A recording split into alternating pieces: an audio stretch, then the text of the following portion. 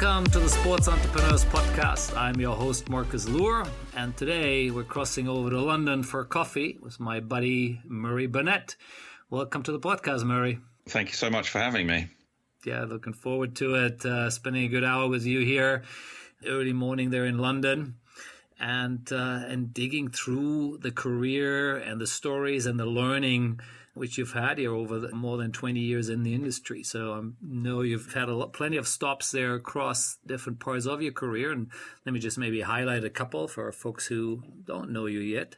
You started, a bit in the TV world at the beginning of your career, ended up in NBA and ISL when they were still around. So that is really early, sort of the tail end of that company. Obviously, probably a lot of people would know you from your ESPN days where you spent almost 12 years. But you have, over the last several years, you were with Rugby, the World Rugby Federation. You were obviously with Formula One, and now you have your own agency. So we're going to dig into all those things and find the best stories and the best learning, as usual, of what we have here. So let's jump into, as usual, the early part. How do you get into the industry? Probably coming out of university there. How do you get in there, and what were the first couple of years there for you? Well, firstly, before we start, let me just say that I hope this isn't a career retrospective and merely my career so far, and I hope there are many more years to come of excitement in this amazing business that we're both in. Absolutely. I'm sure there's more to it.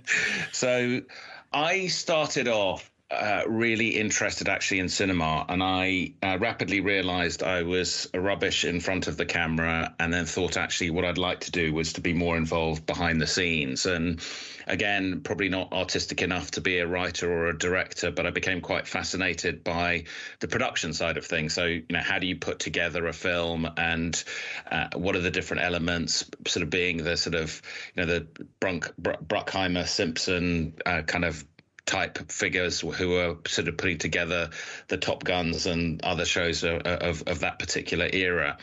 And so I was always fascinated by, I guess, the business of media, if you want to call it that. And I actually started off my sort of TV career working for Orbit, which some of the listeners may remember was this first ever digital pay television operation based in Rome. And right.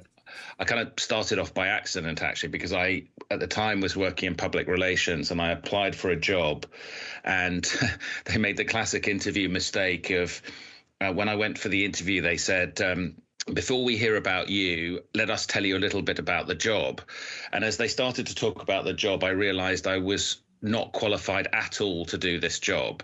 But in one of those sort of life-changing moments, as they were saying it, I was thinking, well, if I can sort of get my way through this interview, bullshit, if you will, and I can get out to Rome, by the time they figured out I can't do the job, I'll be in Rome. And so what's the worst that's going to happen is I'll have, a nice few months in Italy, and then come back to England and figure it out. And actually got out to Rome. The whole company was in complete chaos as it was preparing for the launch, and realized that actually, and it's probably, a good life lesson for all of us, is that most of the time life is pretty pretty simple if you break it down. And so I was, a keen learner. I kind of watched those around me. I wasn't involved in a sort of technical capacity, so a lot of it was, common sense and hard work, if you like. And so, I was very, very fortunate to kind of make that mistake, if you like.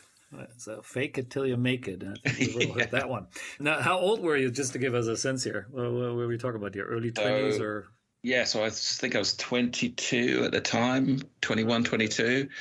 And, what had really appealed to me, those people that know me will know that one of my passions in life is music. And actually, I had always wanted to go to Italy because I love Italian house music. And so, the idea of being accepted into a TV company, which was the next best thing if you weren't going to be in film, and the opportunity to go to Italy and listen to lots of Italian house music in its home country, if you will, was just an unbelievably exciting proposition. I love it. Yeah, so we're talking currently, just to give a frame for folks here, so we're in the mid-90s here, just to give people a sense of what era we're in here. And I'll kind of skip a bit over into the NBA now, right? So after sort of one or two stops there in the TV world, You landed there again as in the television space, right? International coordinator. Where was that? That job was back in the UK then, or which part of the world were you? No, so from Rome, I had a quick pit stop for a year in Budapest, working for sort of one of the sort of Canal Plus international divisions, and then from there went to the NBA in Paris, where their European headquarters were. So, it was kind of an interesting time because it was a few years after the sort of the Barcelona Olympics and the Dream Team. Jordan was still very much sort of in his pomp, as it were, and it was really like those early days of people starting to understand, or certainly American leagues understanding how big their sports could be on a global basis. And, as you know well, the NBA is an incredible sort of marketing machine. And, it's funny, throughout my career since the NBA, if I'm ever sort of stuck with a particular business problem, I often catch myself thinking, so what would the NBA do here? Because, they're very much sort of the market leaders, I think, in sports marketing. And so it was a, super fun time to be there. Yeah, and I think I remember some of the notes you sent me. One of the things you were so impressed with the NBA is, I guess, is they're super detailed oriented, right? I mean, maybe you have a little example of that.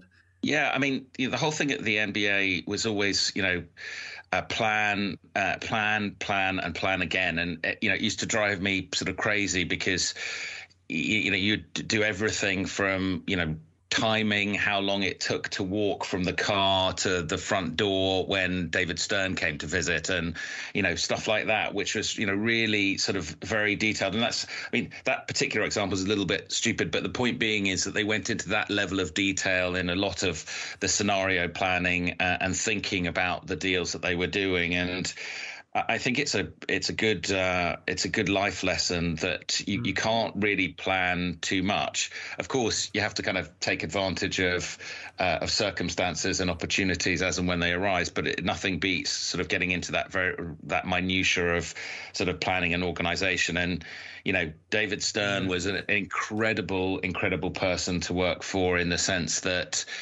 I was a sort of a lowly guy in an offshoot of the an outpost, if you will, of NBA in Paris.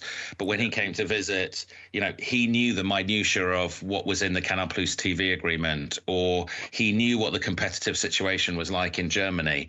And that taught me that that sort of planning and that detailed analysis comes right from the very top, and it wasn't something that it was just down to me to do. Great. I love that story. Yeah, and David Falk, he kind of talked a bit about it with the podcast I had with him, when he talks about how he was dealing with the NBA, of course, and similar. He was also a bit like that. He always knew more than everyone else in the room, which is really interesting. It looked like David Stern was similar there. Great story there. Love it. Now, moving on a bit from there. Sorry, Marcus. Let me give you one more story, because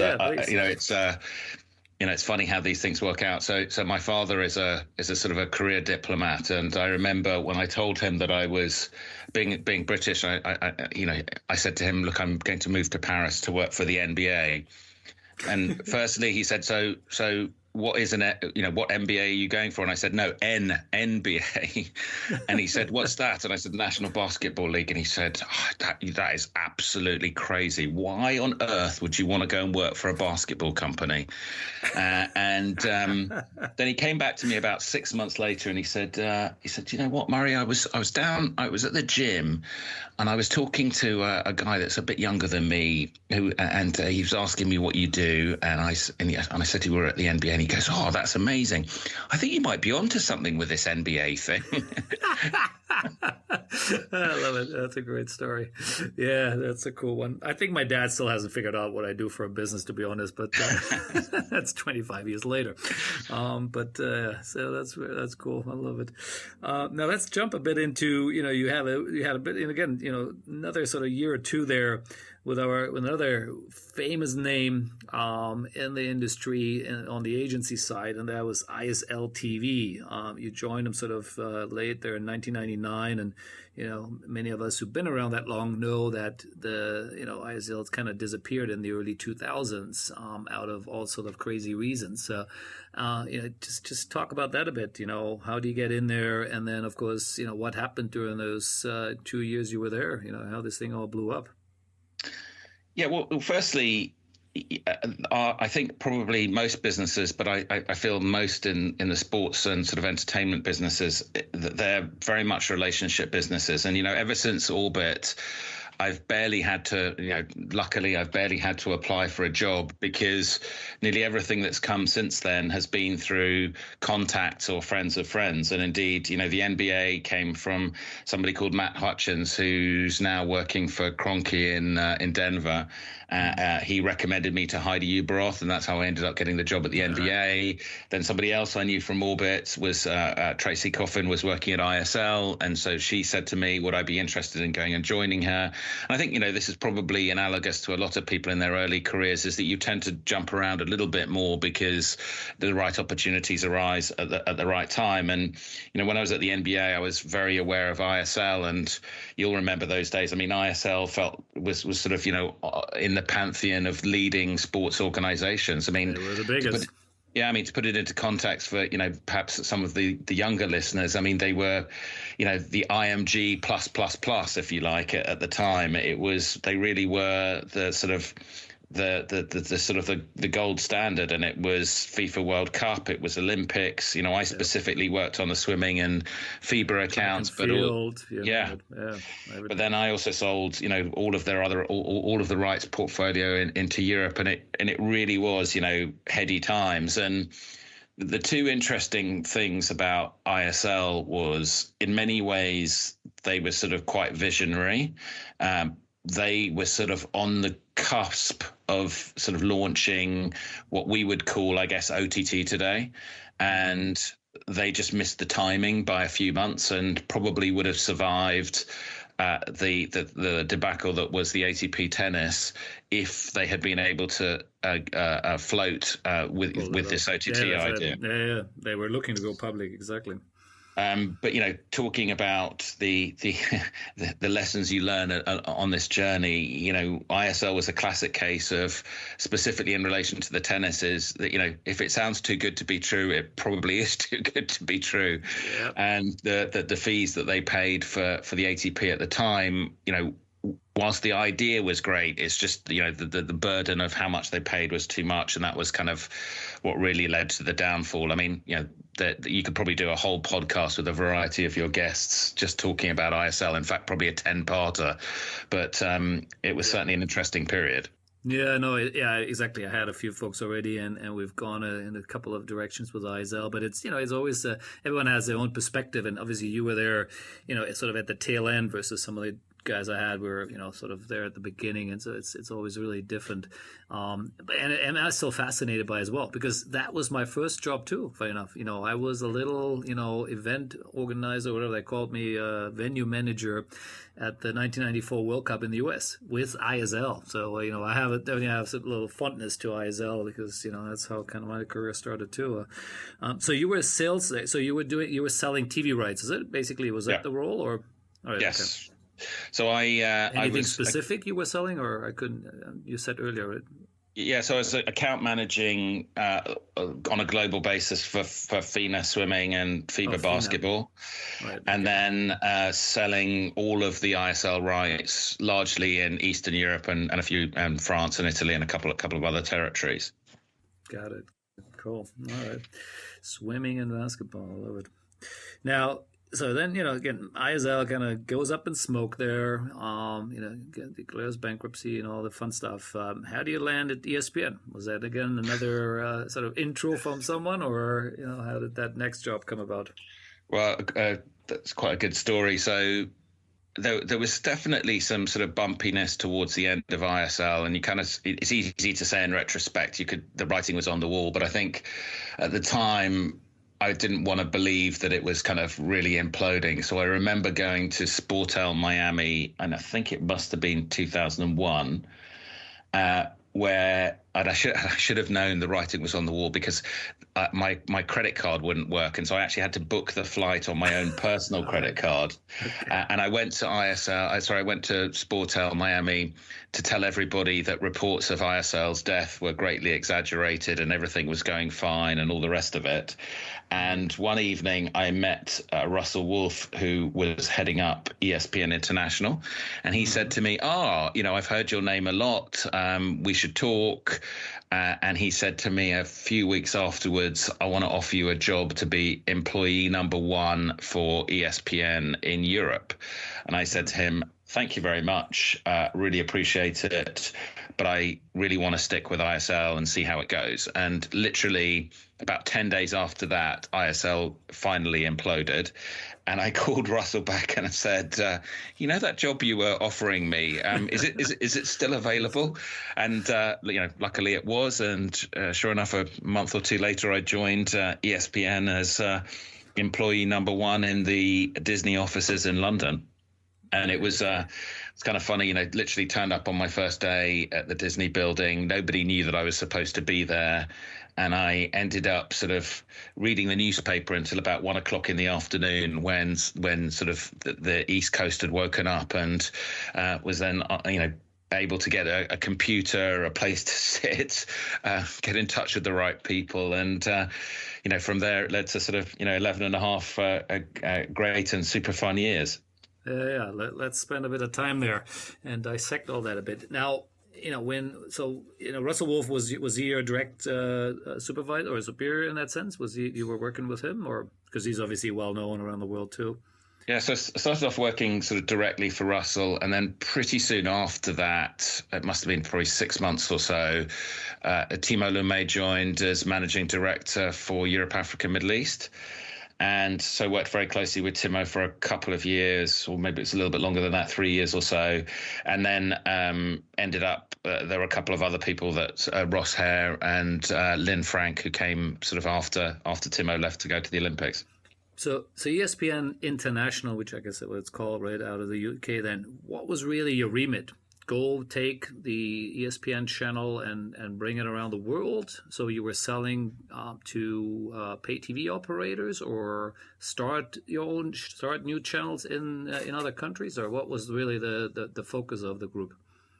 All of the above, really. I guess you break it down to sort of 3 key things, which was ESPN, sort of one of the sort of unknown secrets of ESPN, certainly at the time, was it just had an incredible rights portfolio. So it was everything from, Brazil international soccer matches right through to the Muhammad Ali archive, X Games, college sports, NFL, NHL. And so my primary job was selling those rights to other broadcasters, mainly in places where ESPN didn't have channels, right. Supervising the channels which they had in Europe, Africa, I should say in Africa and in the Middle East at the time. And there's kind of a nice full circle with that, because at Orbit, one of the sports channels had been ESPN, and so it worked very closely with ESPN when in the Orbit days, and then sort of, was on the other side of the fence, if you like, trying to sell them more content and more channels when I was at ESPN. And then the third part of it is identifying new opportunities for ESPN to build its brand, whatever that meant. So largely looking at new TV channels, but also looking at building events and brand licensing and all of those kind of things. Got it. Okay, cool. Yeah, did you ever come across Bernard Stewart? Because I've had Bernard on my podcast too, and obviously he spent 40 years on ESPN pretty much. So did you guys ever cross paths somewhere?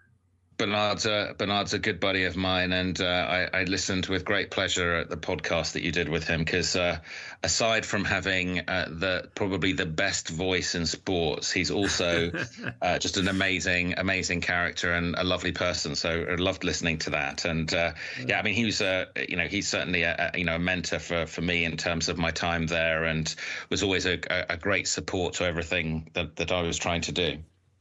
Yeah, interesting. And it's funny because we represented ESPN for a couple of years. It wasn't that long, but I think we did the deal with Bernard at that time, and so yeah, so I'm a bit familiar with the library and some of the content you guys had. And all right, so it makes sense. So that's what you're going out there distributing. Now, as you were there, 12 years, I think, almost in total.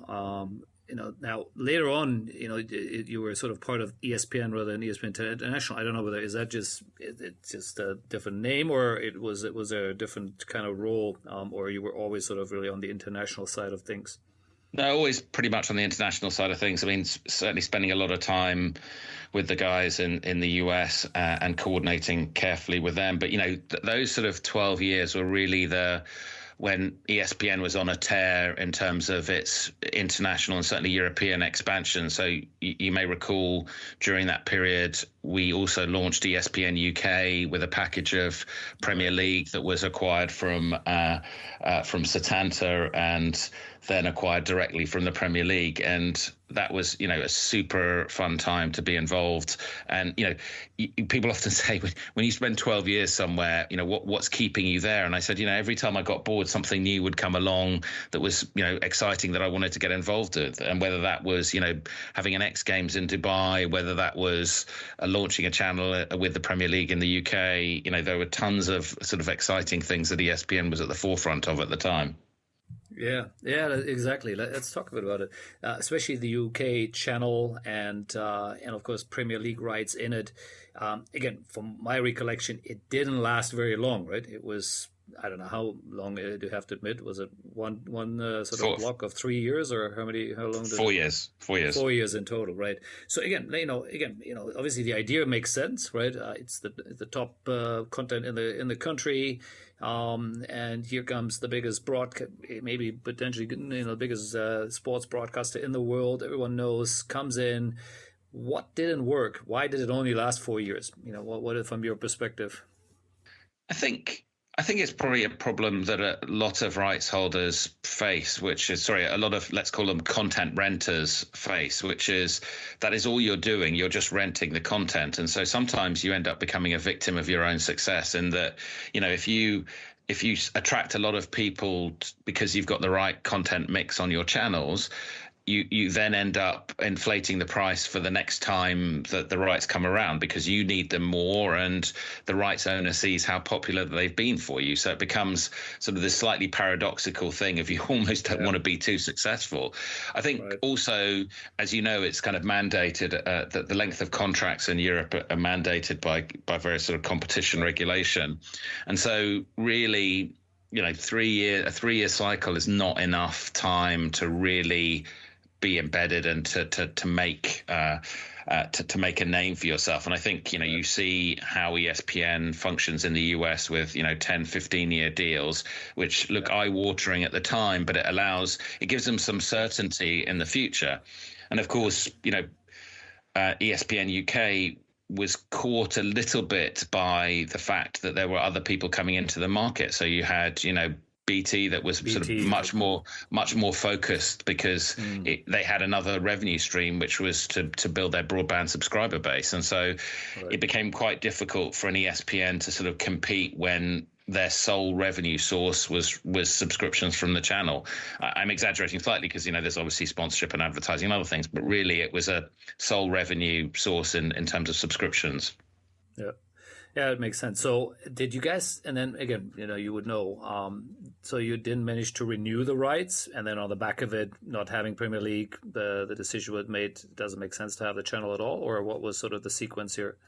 Yes, that's it. Basically, without the sort of key driver content, it became sort of untenable to kind of keep going, really. And so, yeah, that was wound up, and that was pretty close to the end. That was pretty close to the end of my time there. And it wasn't, I didn't leave because of that. It was just sort of lucky timing for me that World Rugby sort of approached me just as that was kind of all happening, or just after all of that had happened. Mm. Yeah, interesting. And we'll get into the rugby in a minute here.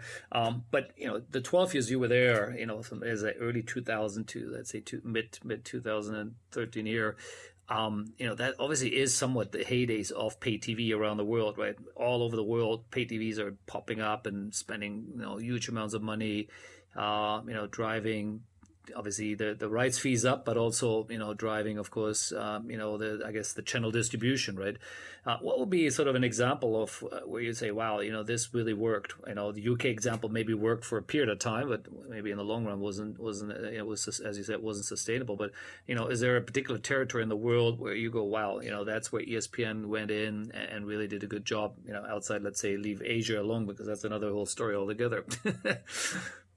So I think there are probably two examples. Like if I was to sort of pick one that I was involved with, we were there at the sort of the early days of the massive growth in the Middle East. So actually, having been an Orbit alumni, I was also responsible for taking ESPN away from Orbit and moving it to ART at the time. And that went from one ESPN channel to 3 ESPN channels on ART, and that was taking advantage of that the dynamic market that existed in the Middle East at the time.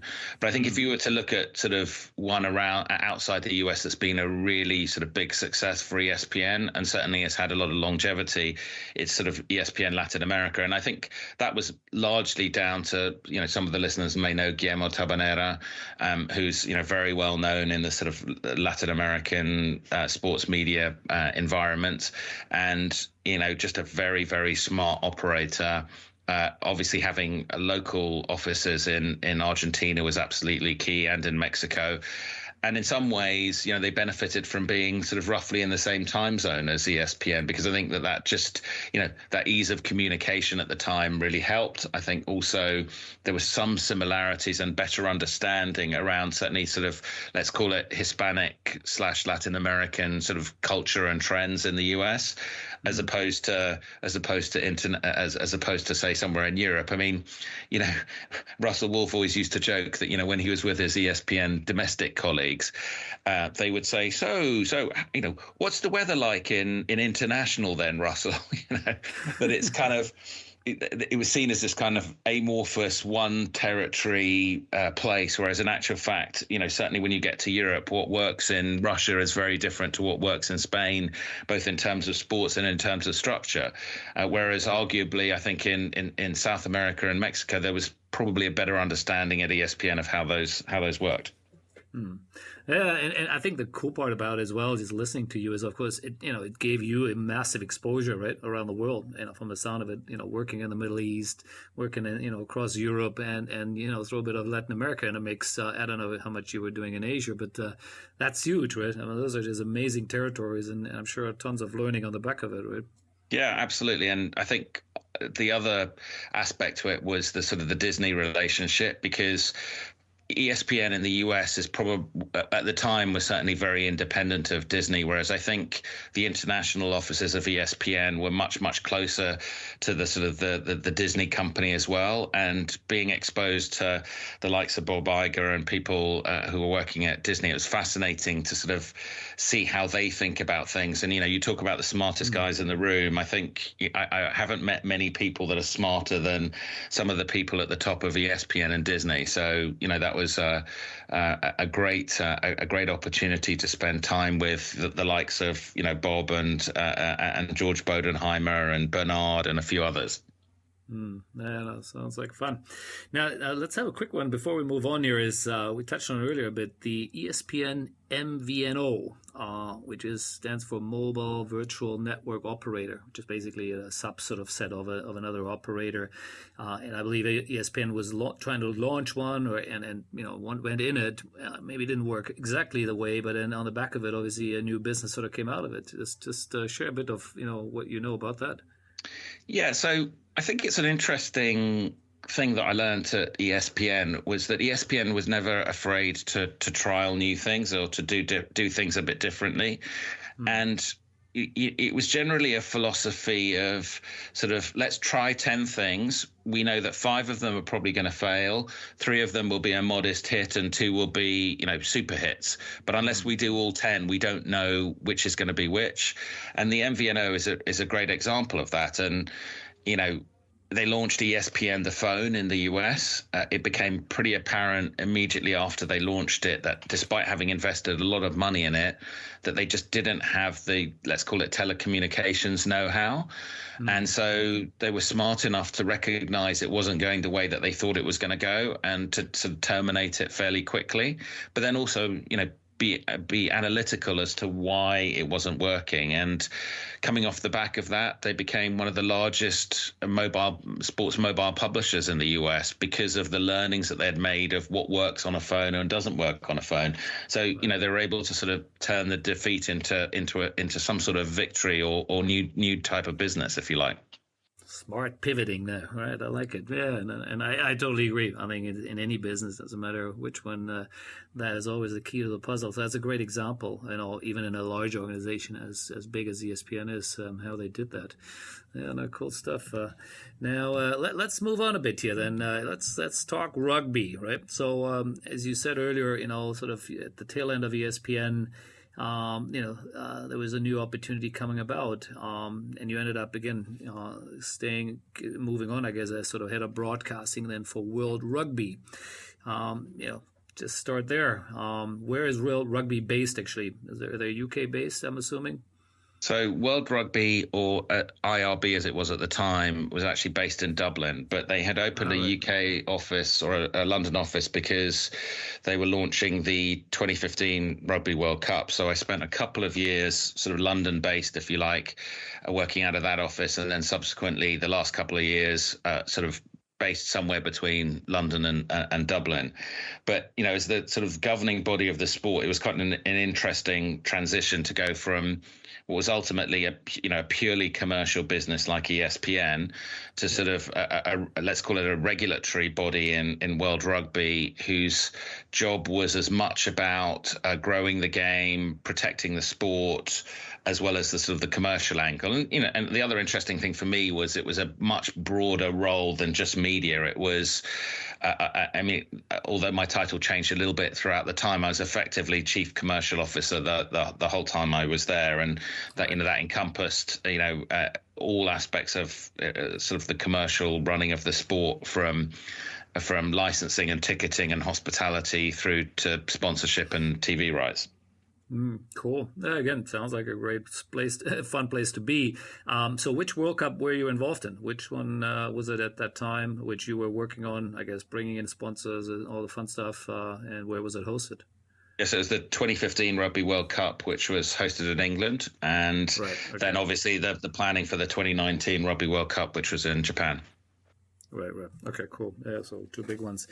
So let's talk a bit about it. I mean, you are head of commercial, chief commercial officer. That means your job is now to bring in the money. So what deals did you cut, which were, new deals maybe, rather than just, I guess, extensions, or, just if you can give a couple of examples would be great.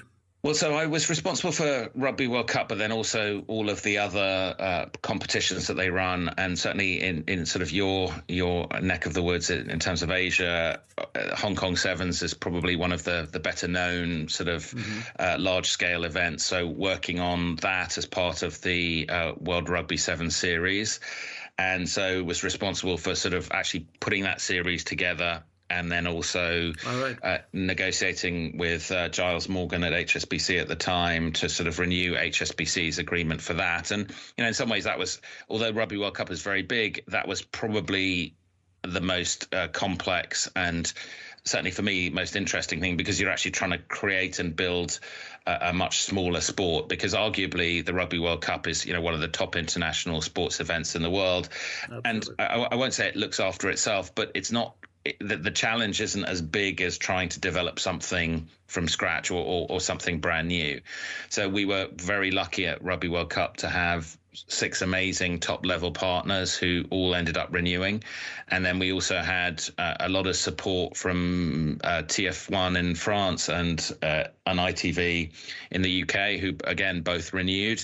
And that wasn't without sort of some complexity and difficulty there, but the top partners were generally very, very supportive of what we were doing. I mean, we had a few hiccups. We had to redo a number of the kickoff times for 2015 because we hadn't consulted properly with TF1, and that had some material impacts on them, which was definitely a few sleepless nights. But generally speaking, when you work in the world of rugby, it's a lot more of a sort of, it's less commercial, slightly more collegiate and more purpose-led. And I think that there's a lot of, positive aspects to that, but there are also some negatives in the sense that, people don't always think in a very commercial manner. It's much more about my word is my bond.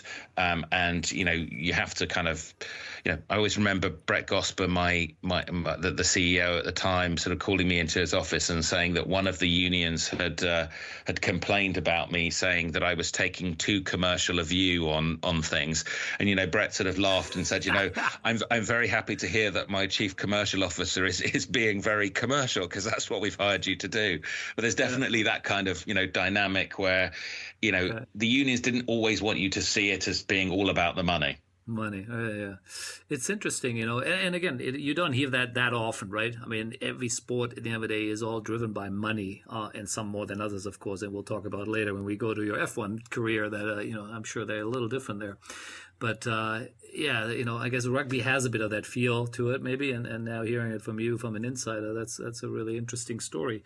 Now, again, let's, when you talk rugby, and you talk sevens and all this stuff, obviously, again, that goes really global. He said, Hong Kong sevens was probably maybe the sort of poster child of that, and massively successful. What are the other sort of, things you guys were doing for World Rugby at that time? And, having the World Cup in the UK, of course, was massive too. So what was sort of, is there anything sort of you were able to do which really sort of broke the mold a bit and created something different and new? It's interesting. I think, there was some obvious things which I think, Brett Gosper was largely leading on, which was things like, rebranding to World Rugby, trying to say what we did on the tin, calling it IRB, the International Rugby Board, kind of very much gives you that feeling of, people smoking cigars in conference rooms in, London and or Twickenham, I should say, with a smoking jacket on. Exactly. No women to be seen. Very sort of, middle-aged sort of Commonwealth countries plus France, if you like. And, his job, and I think he did a very successful job, was to try and present a much more modern image to the game. And certainly with the Sevens World Series, we were very successful in adding events in places like Canada and the US, and really trying to build in some of the new markets. And of course, not that it had anything to do with me, but the Olympic inclusion in Rio was an absolute game changer in terms of putting sevens on the map, and indeed growing the awareness around rugby. So that was certainly probably the biggest change to the world of rugby while I was there. Did you guys use agencies at all, or it was all commercial stuff was all done in-house? No, so we used IMG for Rugby World Cup, and then we used CSM for a lot of the work around the Sevens World Series. And actually, I was brought in to try and take away some of that dependency. And indeed, subsequently, I think that they're farming out less and less to agencies and trying to become a little bit more, masters of their own destiny. But, interestingly enough, and again, this is probably the subject for a whole separate podcast about the role of agencies with rights holders, because I think that it's never 100% one way or 100% the other way. I think there's always a need to kind of bring external advice in to make sure that you're being honest with yourself about best practices, about new thinking, and about really, pushing yourself. Yeah, that's correct. And I like the analysis earlier where you said, as a broadcaster, you kind of, you do yourself a disservice by being too good. Well, that's the same for an agency, right? The minute you bring in too much money, they go, hang on a minute, why am I paying all the commission or whatever fees there are? And off you go, right? And they try to do it in-house. So it kind of works for both of those scenarios there.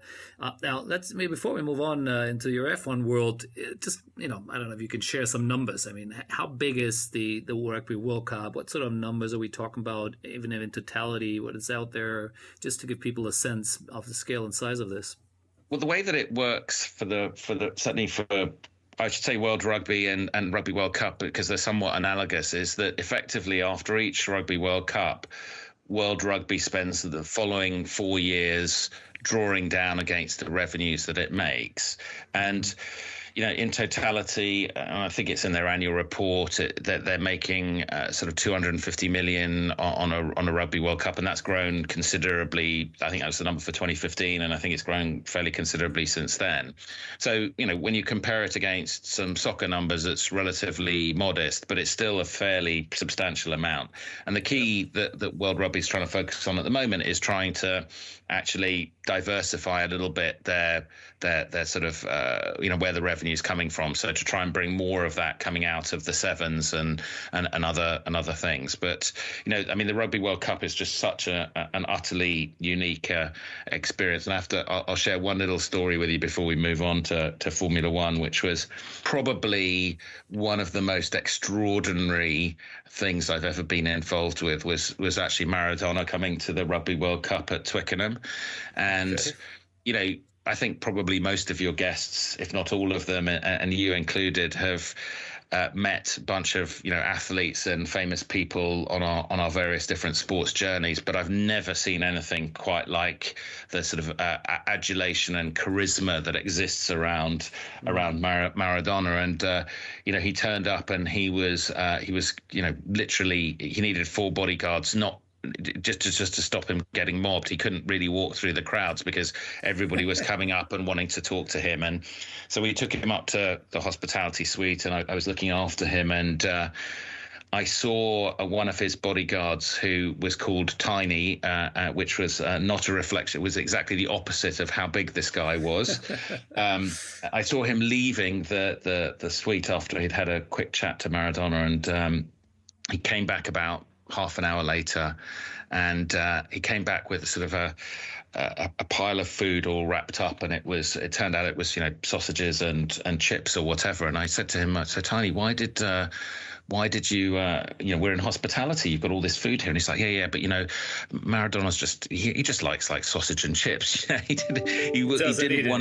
doesn't want to have any of the sort of the fancy food. And indeed, when he walked into the hospitality, the person he ended up being most friendly with was the barman behind the bar, because he was just a very down to earth and normal guy. And the biggest problem during the rugby match was actually that when he sat, for those people that aren't familiar, at Twickenham, it's boxes, and then it's got sort of open seats in front of the box. And so you're literally sort of just a balcony away from the people sort of in front of you. And the biggest problem was that as soon as he sat down to watch the match, like the whole section in front of us had turned around and was looking to see what his reaction was.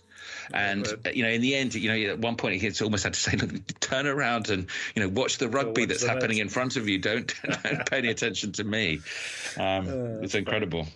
Yeah, well, he was a big star, no doubt about it. Now, let's it sort of is a nice little segue over. I'm sure you've been following a bit what's happening right now in rugby, especially with CVC coming in and buying out pieces or investing in parts of it, from the league in the UK to, of course, become the sort of sevens member there in the Six Nations. I mean, and having then going into the F1 world here. And what do you see? What do you see? Being in the federation, where do you see that CVC can really make a difference to rugby, just on a sort of general perspective?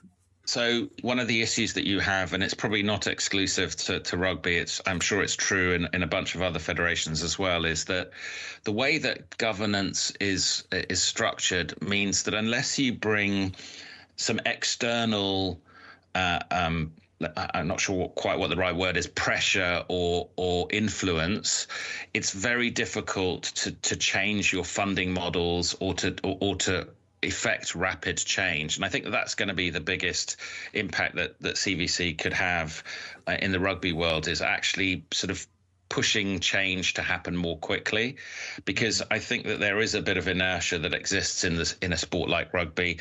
And not only that, further to our earlier conversation about agencies, you need people coming from the outside who can see the wood for the trees. They can actually see what needs to be done with a little bit more clarity than maybe those that are sort of working in it day in, day out. And I'm sure that CVC will already, with their existing investments, can bring sort of diverse competitions and organizations closer together. Yeah.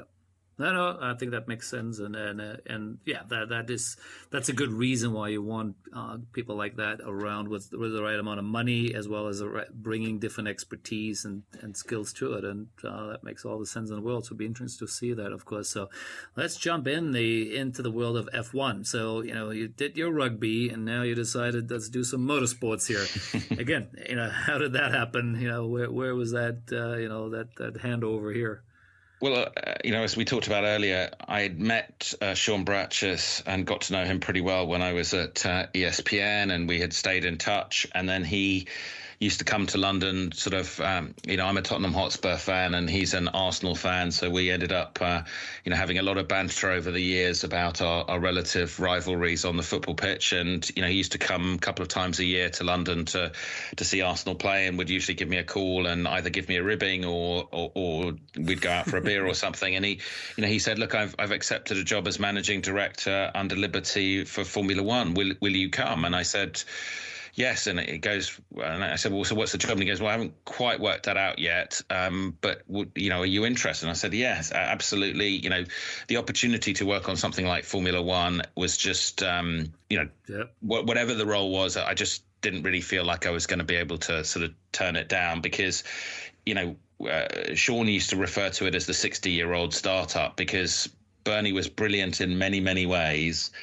But yet, it wasn't a sports marketing organization when Liberty bought it. It was very much a, motorsport event series, if you like. And it's a testament to Bernie that they needed to hire something like 250 people to replace him. But, essentially...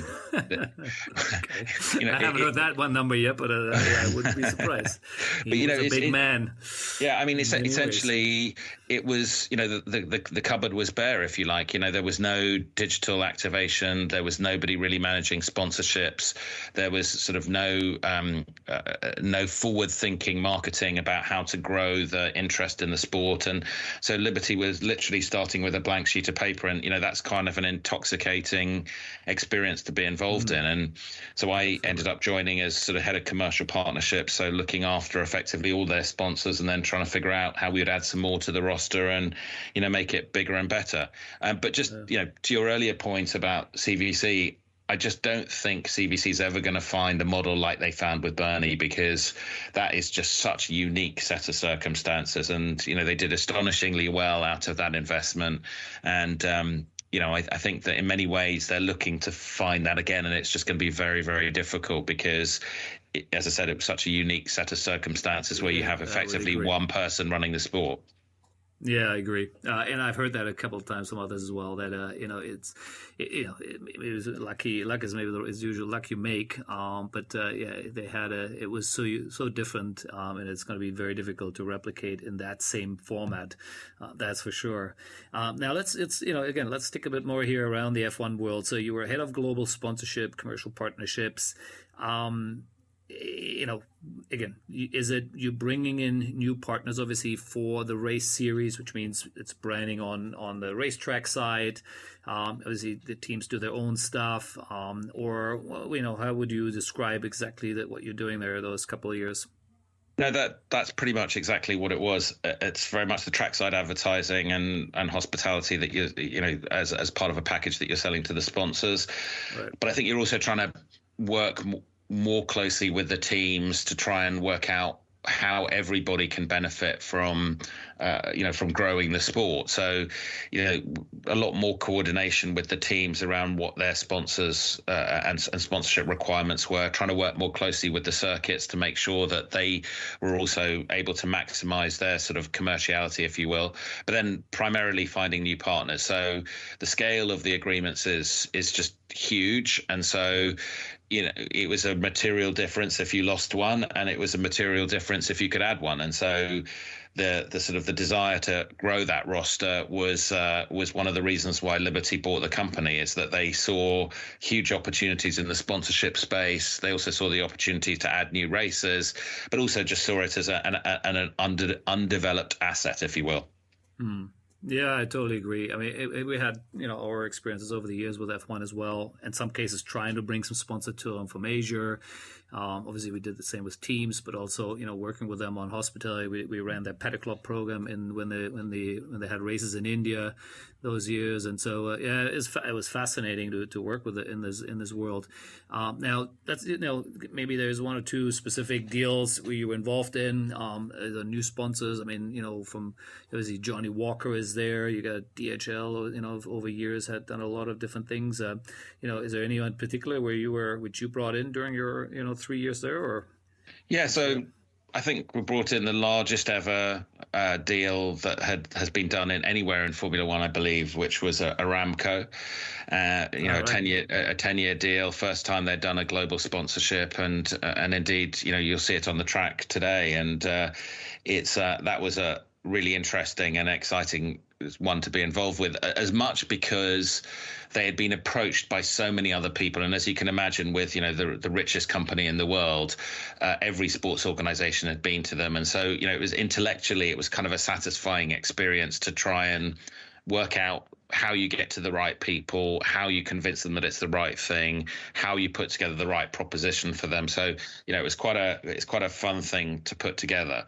But interestingly enough, out of all the sponsorship deals I've done, wherever it's been, size is always good for the ego, right? So you want to do the biggest deals, but sometimes actually you look at certain deals and you say, actually, I'm just really proud not of the size but of the particular innovation that happened in one particular deal, or the way that we were able to help marry the objectives of a brand with money for us, or how we wanted to achieve things. And perhaps a good example of that was bringing AWS, Amazon Web Services, into Formula One, where they started off the conversation saying, we don't do sponsorship. And I said, well, what do you mean? He goes, we've got no interest in having our logos trackside. We kind of like Formula One because we're a technology company. You're a technology-led sport.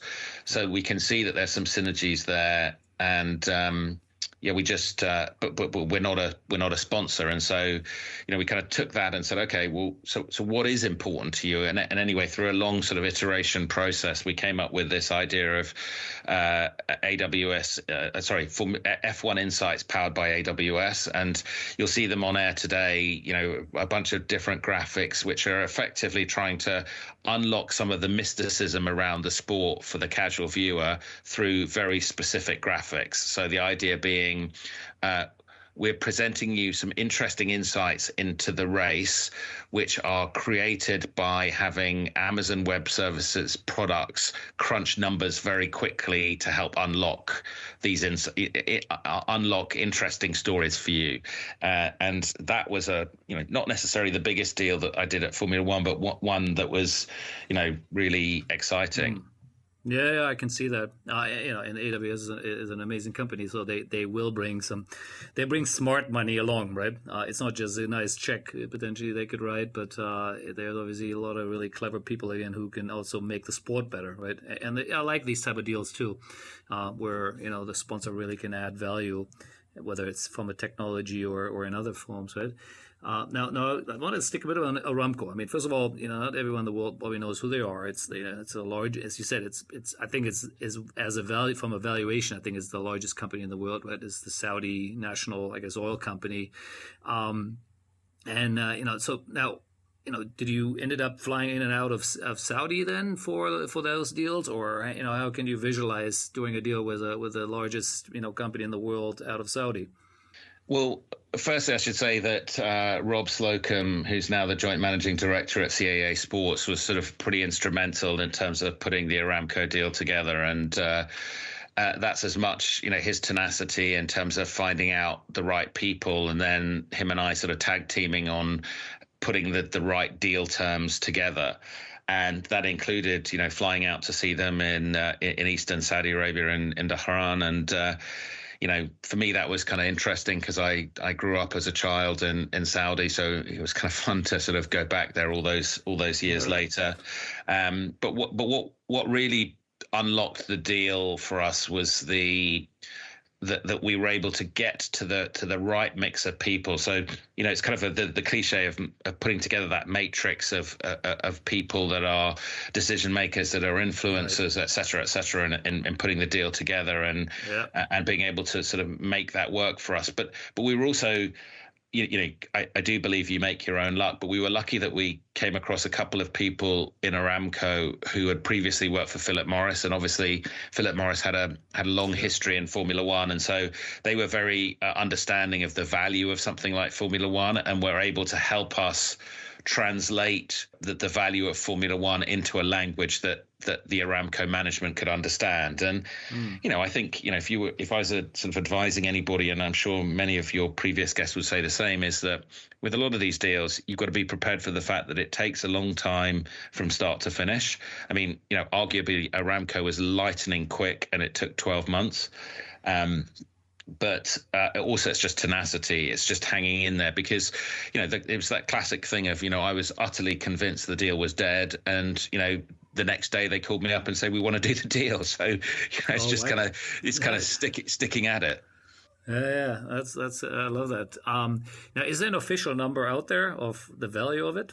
What's been written, which you can share? The number's not out there, but it would be, let's just say that top level partnerships at Formula One are tens of millions of dollars a year, multiples of tens of millions of dollars. And so, it was a pretty substantial number, certainly when you look at it sort of over a 10-year period. Right. Did it include then the race as well, or that was, again, a completely separate part of the deal? Did it include bringing the race to Saudi, or that wasn't part of it? That wasn't part of it. All right. As you'll know, and many of your listeners and guests will know, it's somewhat opaque how all these things work in some of the Middle Eastern countries, and indeed places like China as well. And I'm sure that there was a strategy that said, look, it would be good if Aramco is a partner here, and if they do it for their own reasons, that's great. But that's also going to be part of a bigger chess game of us wanting to host international events. But we're not going to sort of physically link them all together. We're just going to kind of keep these different plates spinning separately. Yeah, no, it makes complete sense. And I like what you said earlier as well. And I want to just jump on it, is this whole concept of when and I think in big TV deals, it's similar, right? Although it's maybe, but for sure in sponsorship, where you do have so many different stakeholders, right, on different levels, right, all the way from of course, the CEO who eventually maybe signs the check, but there is a board, right? There is the chief marketing officer, there is whatever people below that, and that's one thing I've always tried to teach all my sales guys is that you literally have to find ways to get access to every one of them. That doesn't mean they can, right? As a salesperson, whatever level you are, even if you're a VP of something, that doesn't mean you're always going to get access to the board member or even the C-level in these large organizations. But you got to find others, right? And whether it's a board member in your organization or someone else who might have a link in it.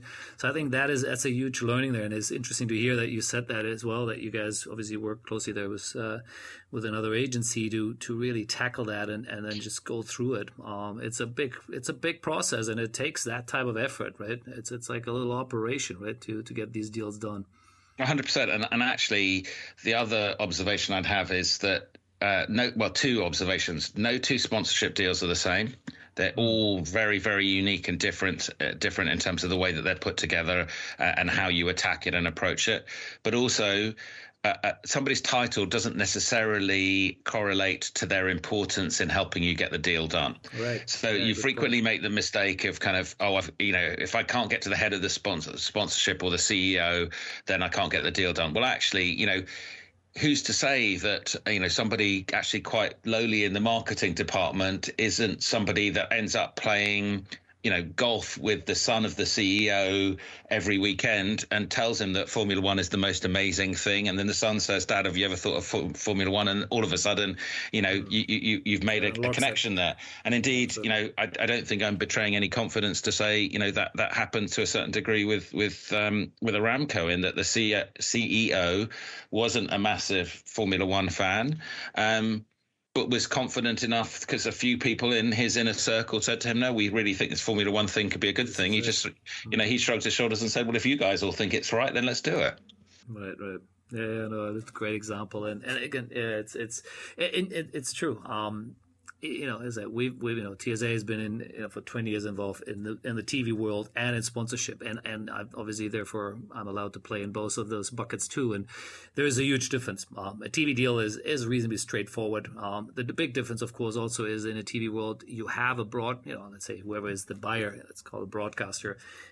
They need content, right? It's a natural thing. You have a conversation. A sponsor doesn't need you as the sponsorship, right? I mean, they can spend all their money on traditional marketing and everything else, right? So it's a completely different form of selling, right? And you've been on both, right? I mean, I would argue, right? TV is a whole lot easier than sponsorship, right? You can't see the broad smile that's on my face when you say that, because you're 100% right. It's the line I always like to use is that there no sponsorship director ever got fired for not doing a sponsorship, but there are plenty who have got fired for doing the wrong sponsorship, and so they end up being very, very skittish. At the end of the day, when you're selling TV rights, somebody will buy your TV rights at some price at some point, because of the live nature of it means that you've got to, as it's kind of just strategizing about when's the right time to go to market, what's the right price point, how do I create the right kind of competition.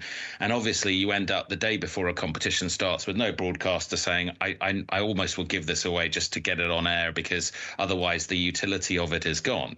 In sponsorship, the most common refrain is or the most difficult thing to deal with is the waiting, because often what happens is that there was a very big technology deal that we were very close to doing at Formula One before I left, and it was literally, it was like waiting week after week. Oh, we're just going to take it to one more board meeting. We love this idea, but we just want to get the opinion of one other person.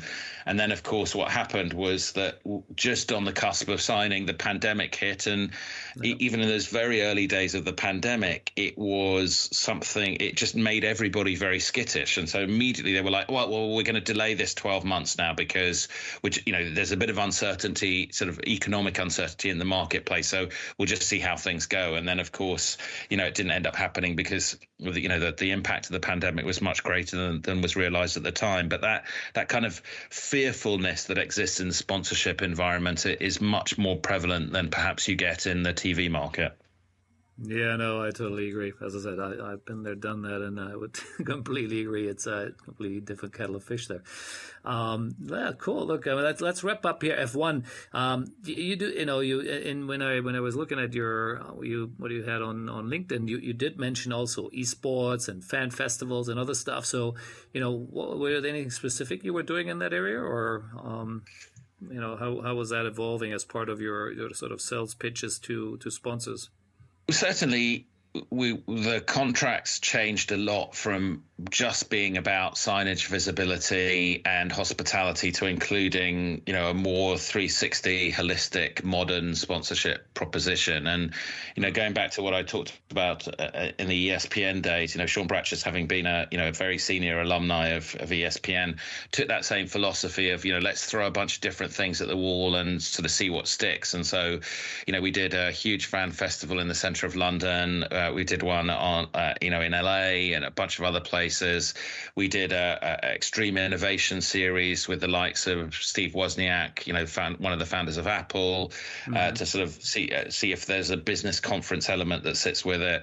Launched esports, launched F1 OTT, and some of these have been very successful and some have been less successful. But the key is always what lessons do you learn from the ones that haven't been successful, as well as how do you build on the ones that have been successful. And so that was hugely exciting to try and then figure out, how do all the different commercial models work with these new events? And yeah, that was a really fun fun time. Yeah, I can see that. I can see that. Now let's, we've got about an hour in here, and so it's nice timing here to, take all this stuff which we shared and all the learnings from the different groups, ESPN, World Rugby, F1, etc.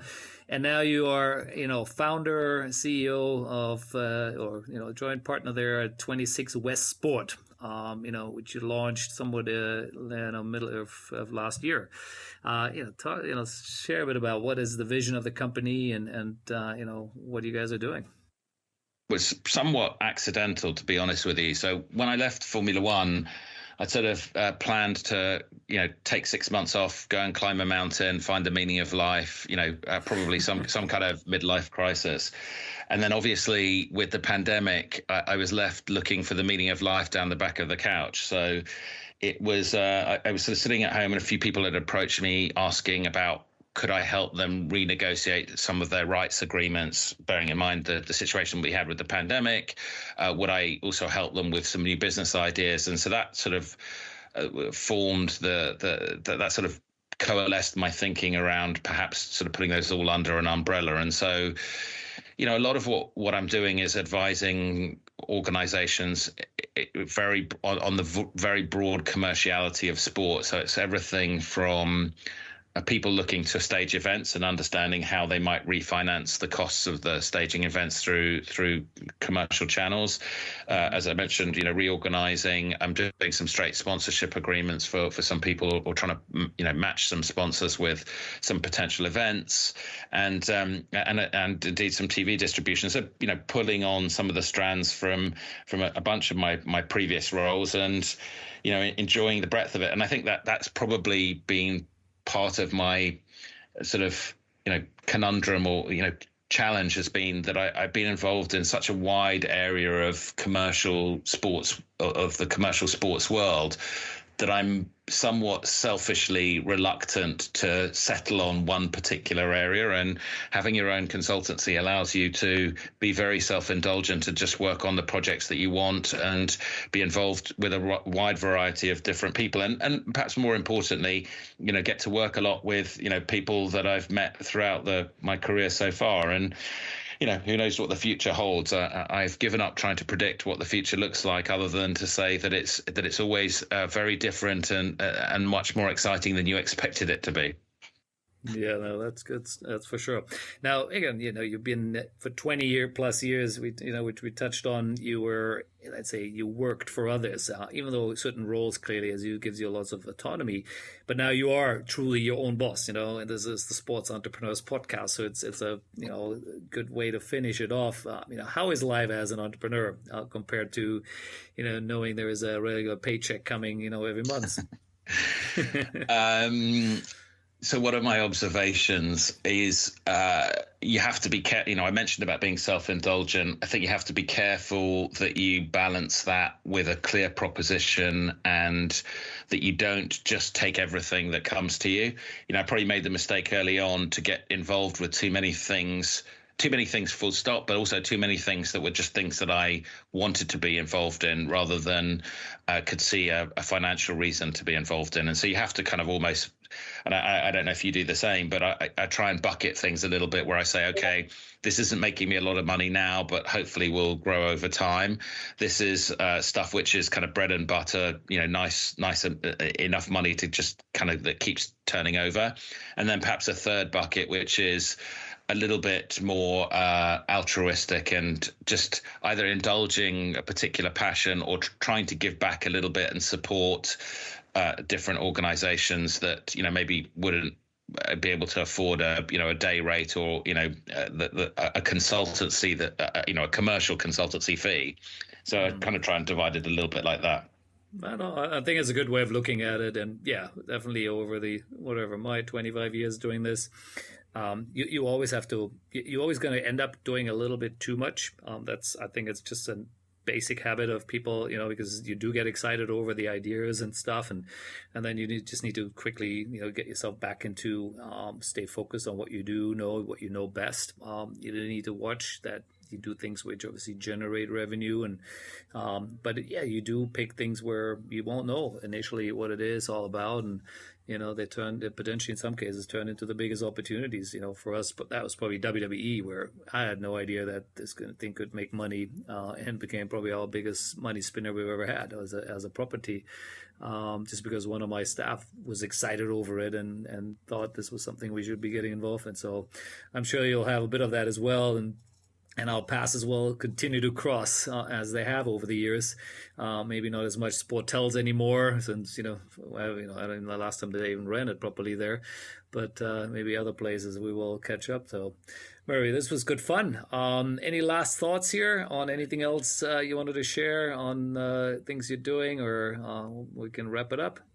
I think that the one thing I would say is that, and it's the advice I'd give to anybody, which would be to say, always be curious. I think it's just such a fascinating business that we're all involved in, that there's so many different things that you can get engaged with, and always ask questions, because the other thing I always say is, just because I've been doing this for a while doesn't mean that I'm any smarter than somebody that's starting in the industry tomorrow. And if they ask me a question and I can't answer it, then maybe my ideas are not the best ideas in that particular area. So yeah, I mean, it's been fascinating. I love talking to you, and it's always great when we do get the opportunity to catch up, because I think we're both super excited and passionate about this business that we're involved in. Yeah, no, definitely, and great words to wrap this up here. So, all right, thanks for your time there. Enjoy your morning in London, and I'm sure I'll catch you again soon. I look forward to it. Thank you. Cheers.